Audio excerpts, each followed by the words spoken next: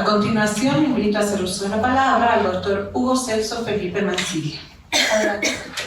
Señoras y señores, empezaré por las conclusiones. El libro de Juan Francisco Bedregal Villanueva, Para Perpetua Memoria, Génesis, Gestación y Nacimiento de la Ciudad de La Paz, nos muestra sobre todo la complejidad del proceso de la ocupación violenta de este territorio por parte de los españoles y también los aspectos multifacéticos que tuvieron las relaciones entre los indígenas y los conquistadores. La obra de Bedregal se inscribe en la rica tradición que exhibe la nación boliviana, tradición consagrada a la vieja pregunta por la identidad y el destino del país. Este legado cultural ha estado representado por grandes ensayistas e historiadores que se han dedicado a cuestiones devenidas clásicas como el origen y los comienzos de nuestra sociedad, los modelos adecuados de ordenamiento social y los enrevesados vínculos con los países altamente desarrollados.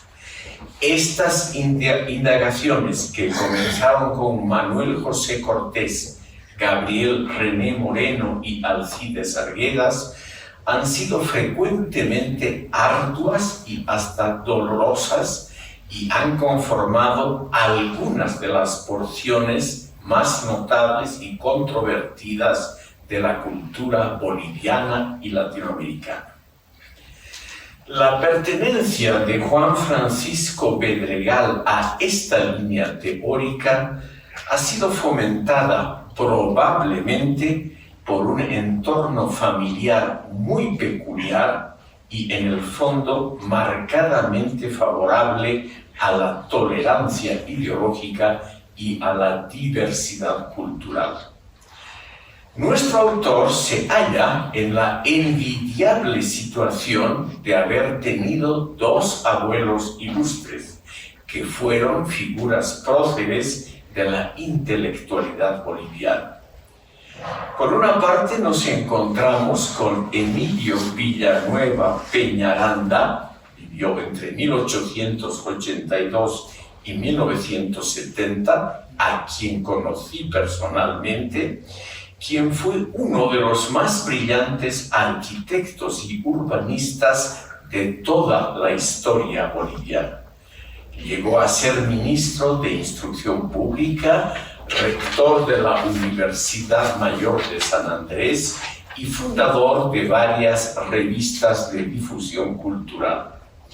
Algunos de los edificios más emblemáticos de La Paz se deben a su autoría. De enorme relevancia ha sido la labor del diseño urbanístico de Villanueva, que derivó en los planes reguladores de dos distritos importantes de La Paz, Miraflores y Sopocachi.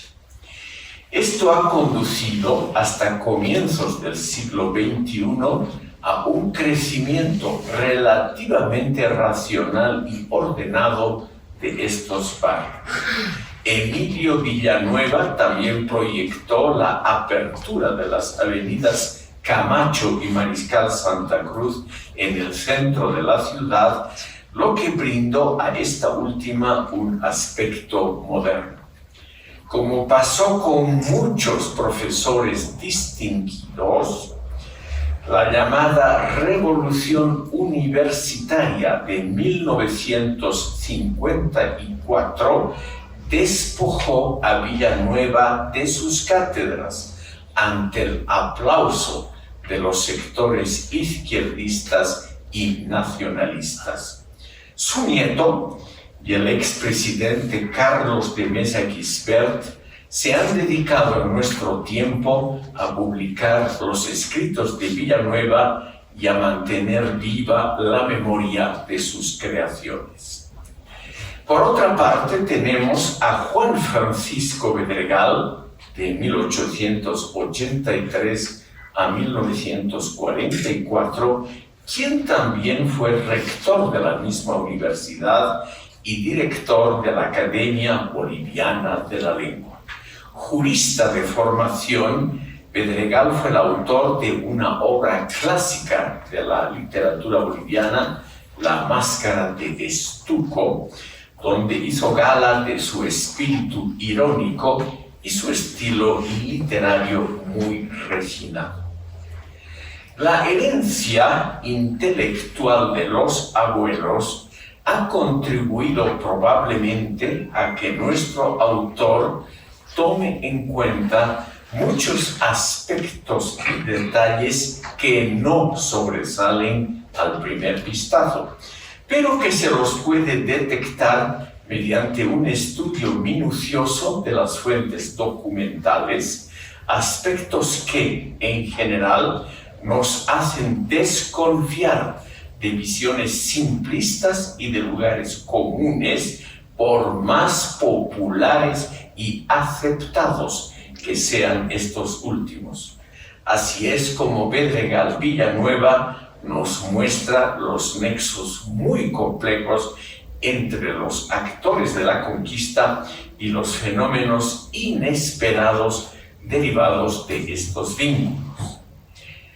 Menciono estos datos para comprender mejor la opción intelectual que se desprende de la obra de nuestro autor, la ya mencionada vinculación del análisis cuidadoso de fuentes documentales con la admisión pluralista y multicausal de muchos agentes sociales. Este enfoque que parece preferir Pedregal adquiere hoy una notable eficacia explicativa ante el fracaso de una masa gigantesca de teorías economicistas, marxistas e indianistas que han demostrado su relativa incapacidad para comprender la historia de la conquista y la colonización de estas tierras.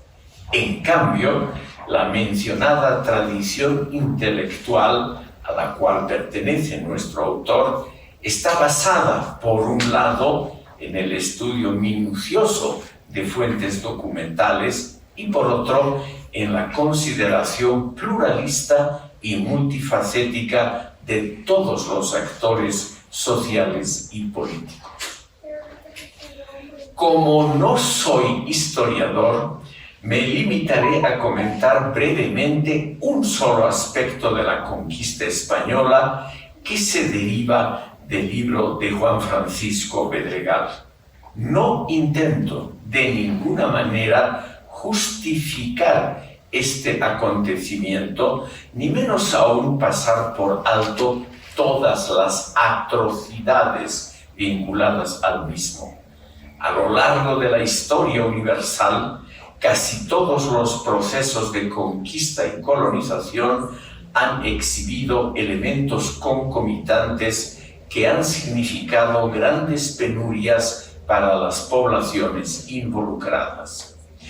Estos sucesos han generado, por un lado, imaginarios colectivos que ensalzan los fastos heroicos de una parte y el sufrimiento irredimible de la otra. Por otro lado, las narraciones surgidas sirven para fundamentar y consolidar identidades colectivas que sin estos recuerdos resultarían más frágiles o por lo menos desprovistas de un vigoroso factor de cohesión social, puesto que el sufrimiento evocado constantemente siempre ha constituido un buen unificador de comunidades en formación. Por ello me dedicaré solamente a examinar los imaginarios colectivos, los relatos populares y el sentido común que una visión unilateral ha construido a partir de la conquista española. Nuestro autor nos muestra esta complejidad con el motivo central del libro, la fundación de la ciudad de La Paz. Este proceso tuvo que ver con un proceso múltiple que estuvo conectado con las guerras civiles entre los conquistadores y con la instauración de las llamadas leyes nuevas promulgadas por la corona española en 1512 y 1542, que preveían una cierta protección de los naturales frente a los desmanes de los encomenderos. Su aplicación en tierras peruanas fue altamente resistida por los españoles, sobre todo por aquellos que habían recibido tierras mediante los primeros y muy generosos repartimientos inmediatamente después del colapso del Imperio Incaico. La corona dictó una serie de medidas legales que configuraron posteriormente el llamado derecho indiano, una obra importante del humanismo jurídico, aunque se lo aplicó solo, parcial y ocasionalmente en la praxis cotidiana del Nuevo Mundo. Las leyes nuevas, como lo relata Pedregal, prescribían la liberación de los indios, la eliminación de toda forma de esclavitud, lo que fue rechazado por los encomenderos que se sintieron profundamente agraviados. La resistencia a estas disposiciones legales, llamada también la Gran Rebelión de los Encomenderos, fue encabezada en el Perú por Gonzalo Pizarro, hermano del famoso Francisco y principal encomendero en la región del Alto Perú, quien se puso al frente de las tropas que combatieron a las autoridades nombradas desde Madrid. La guerra civil, que se desarrolló a los pocos años de la conquista del Imperio Incaico, fue muy dura y de alguna manera prefiguró la evolución posterior en el área andina, con una tendencia al caos político y a la negativa a entenderse racionalmente con el adversario, cosa que pervive hasta hoy. Sobre el caso de Francisco Pizarro, nos dice Pedregal a la letra, cito, quedó, luego de la tiranía que implantó Gonzalo, injusta y definitivamente estigmatizado, y su papel oscurecido por los historiadores hasta nuestros días. Fin de la cita. Él habría favorecido, aunque sea indirectamente, un programa de gobierno más racional y más favorable a los indígenas, aunque Francisco Pizarro fue precisamente encomendero en la región de Chuquiapu, un importante centro de comercio y un lavadero de oro en la época de los últimos incas. Las acciones bélicas de esta guerra exhibieron aspectos que son generalmente callados por las historiografías indianistas e izquierdistas, como la participación de dilatados contingentes de soldados y auxiliares indígenas en ambos bandos de la contienda, de acuerdo, obviamente, a los intereses momentáneos de los indígenas, como fue el caso en las batallas de Huarina, 1547, y Jaquijahuana, 1548. El número de indígenas que luchó en estas batallas sobrepasó el número de peninsulares, algo que es difícil de aceptar por los partidarios del indianismo y, en general, por todos aquellos que quieren ver únicamente víctimas en el lado de los aborígenes. Estos enormes contingentes indígenas abarcaban combatientes más o menos voluntarios, pues no todos podían ser obligados físicamente por los españoles. Eran, por lo menos parcialmente, voluntarios que creían defender sus intereses particulares, adhiriéndose a algunos de los bandos durante las guerras civiles.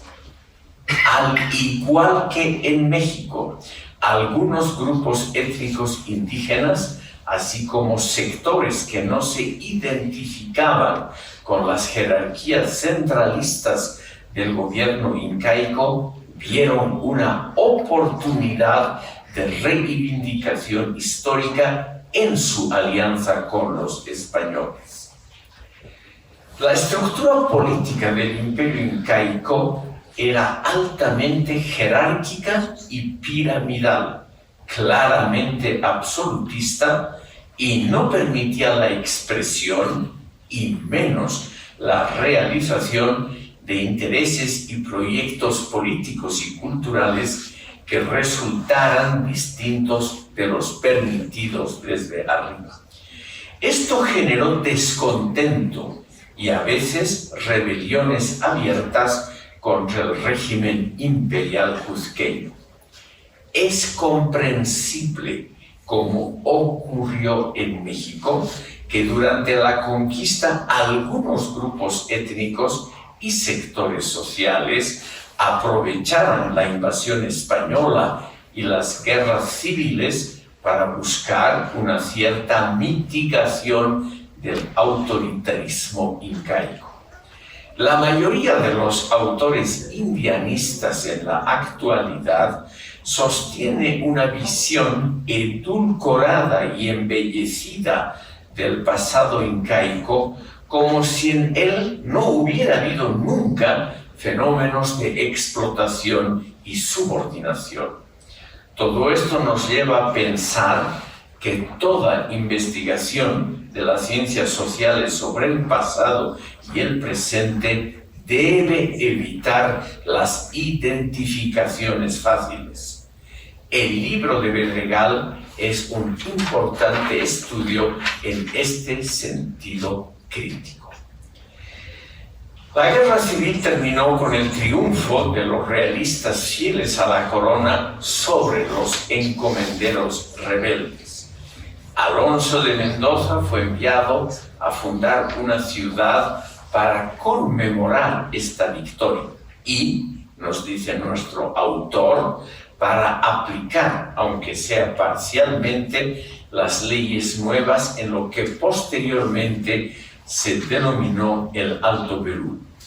En la narración de Bedregal, Mendoza emerge como un militar moderado, fiel a la corona y a sus mandamientos, dispuesto a aplicar las leyes nuevas en su jurisdicción. En su jurisdicción, lo que ahora es el perímetro urbano de La Paz, lo que incluía la devolución de tierras, incluyendo terrenos en el ámbito citadino. ¿Qué se puede inferir de algunos datos y del tenor general del libro de Bedregal para el tema de las identidades colectivas? Actualmente se puede aseverar que en la región andina y en Bolivia se dan dos fenómenos al mismo tiempo. Por un lado, el proceso de modernización, por más modesto que sea, que ha socavado en forma lenta pero segura la autoridad, el prestigio y las funciones que eran inherentes a las colectividades indígenas definidas según criterios étnico-culturales. La mayor autoconciencia individual, la construcción de la personalidad de acuerdo a parámetros urbanos, racionales y universales, las imágenes omnipotentes de los medios modernos de comunicación y la exitosa integración de los indígenas al ámbito del comercio y a otras actividades urbanas han contribuido a debilitar algunos nexos identificatorios tradicionales. Por el otro lado, la misma acción modernizadora provoca una fuerte reacción autodefensiva de las comunidades indígenas, que intentan preservar sus valores y normas y el control sobre sus miembros, precisamente con más ahínco cuando se saben seriamente amenazadas. La función divulgadora de los medios contemporáneos de comunicación y el carácter pluralista de los regímenes políticos del presente favorecen paradójicamente un cierto renacimiento de los mencionados vínculos primarios. Y esta dicotomía entre ambas corrientes se nota y se percibe claramente en la descripción que hace nuestro autor de los primeros años de la fundación de la paz. Hay que señalar, obviamente, los logros de las civilizaciones precolombinas en muchas áreas, logros que están fuera de toda duda, por ejemplo, en la agricultura, la infraestructura caminera, las artes plásticas, la formación de sólidas identidades colectivas y los sistemas de solidaridad práctica, lo cual no fue y no es poco, ciertamente. Pero también es de justicia llamar la atención sobre un modelo hermético y demasiado homogéneo de organización sociopolítica que a lo largo de los siglos hasta la conquista española adquirió un cariz básicamente conservador y autoritario. Sus resabios culturales entorpecen hasta hoy la comprensión de la constelación supranacional de nuestros días y los aspectos positivos de los sistemas culturales modernos. Esta constelación dificulta en la actualidad la situación de los derechos humanos y del pluralismo ideológico en las sociedades andinas. La visión unilateral del pasado ha producido ideologías indianistas justificatorias de un orden social autoritario en su época, como si fuera aún hoy un paradigma positivo de un modelo bien logrado de convivencia razonable. La vida cotidiana en el Incario para la gente del común, que estaba sometida a múltiples coerciones y privaciones, es vista ahora en las obras de Fausto Reynaga y de Ramiro Reynaga Burgoa como, cito, una fiesta permanente de sujetos libres que amaban a sus gobernantes, considerados como figuras paternales de gran sabiduría y sagacidad histórica. Fin de la cita. Y precisamente esta tendencia intelectual proyectada sobre nuestra época ha generado un sentido común y un imaginario colectivo que dificultan la comprensión del complejo mundo del presente. Una conclusión adicional. Se puede afirmar que Bolivia, en comparación con naciones de magnitud poblacional semejante, han generado notables productos en los campos de la historiografía, la filosofía política y social y la literatura de la más alta calidad.